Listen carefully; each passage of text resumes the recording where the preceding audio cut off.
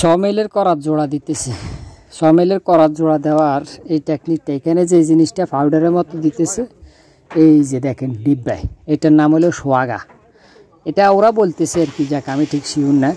এই সোয়াগা দিয়ে করাত জোড়া দেয়, অর্থাৎ করাত যখন আপনার ভেঙে যায়, ফাড়ি যায়, তখন এই করাত জোড়া দেয় হলো এই সোয়াগা দিয়ে। ঠিক আছে, এই যে দেখেন সমেল, এরা যে মেশিনটা ঘুরেতেছে এটা দিয়ে হাওয়া দেয়।